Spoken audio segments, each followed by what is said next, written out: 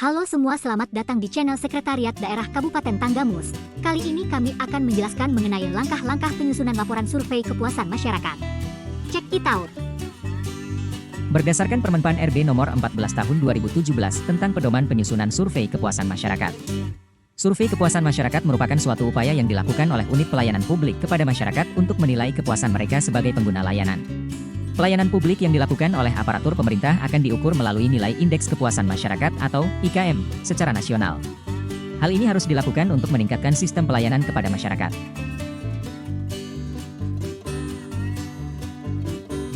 Kuesioner.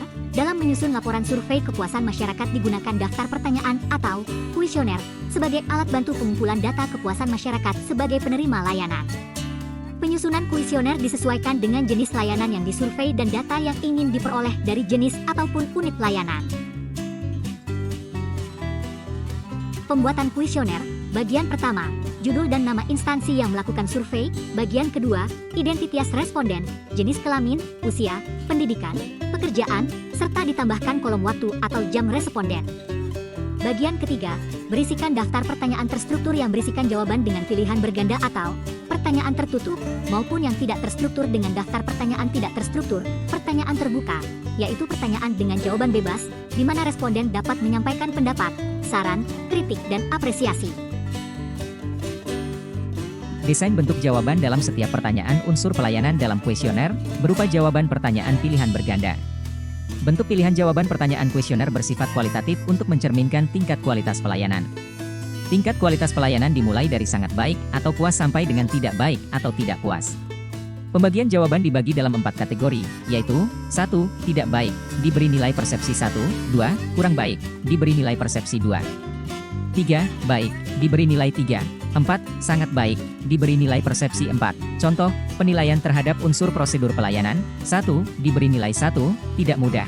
Apabila pelaksanaan prosedur pelayanan tidak sederhana, alur berbelit-belit, panjang dan tidak jelas, loket terlalu banyak, sehingga proses tidak efektif. 2. Diberi nilai 2. Kurang mudah, apabila pelaksanaan prosedur pelayanan masih belum mudah, sehingga prosesnya belum efektif. 3. Diberi nilai 3, mudah, apabila pelaksanaan prosedur pelayanan dirasa mudah, sederhana, tidak berbelit-belit tetapi masih perlu diefektifkan. 4. Diberi nilai 4, sangat mudah, apabila pelaksanaan prosedur pelayanan dirasa sangat jelas, mudah, sangat sederhana, sehingga prosesnya mudah dan efektif. Langkah-langkah penyusunan laporan, survei kepuasan masyarakat, per bab. Bab 1, materi pokok dalam pelaporan SKM pada bab 1 mencakup: pertama, latar belakang masalah memuat berbagai hal penyebab munculnya problematika dalam penyusunan SKM. Kedua, dasar pelaksanaan SKM. Ketiga, maksud dan tujuan SKM berisi tentang hasil akhir yang akan dicapai dari hasil SKM yang digunakan sebagai dasar IKM secara nasional oleh Menteri. Bab 2, pengumpulan data dalam pelaporan SKM pada bab 2 mencakup: pertama, pelaksana SKM. Kedua, metode pengumpulan data. Ketiga, lokasi pengumpulan data. Keempat, waktu pelaksanaan SKM. Kelima, penentuan jumlah responden. Bab 3, pengolahan data SKM dalam pelaporan SKM pada bab 3 mencakup: jumlah responden SKM harus sesuai dengan sampel Morgan seperti gambar di samping, indeks kepuasan masyarakat, unit layanan dan per unsur layanan. Bab 4, analisis hasil SKM dalam pelaporan SKM pada bab ini mencakup: pertama, data kuesioner, perhitungan dan deskripsi hasil analisis. Kedua, analisis permasalahan, kelemahan dan kelebihan unsur layanan. Ketiga, rencana tindak lanjut. Keempat, nilai SKM yang dibandingkan dengan hasil survei 2 tahun sebelumnya. Bab 5, penutup dalam pelaporan SKM pada bab 5 mencakup: kesimpulan dan saran atau rekomendasi yang berisi tentang intisari hasil SKM, baik bersifat negatif maupun positif.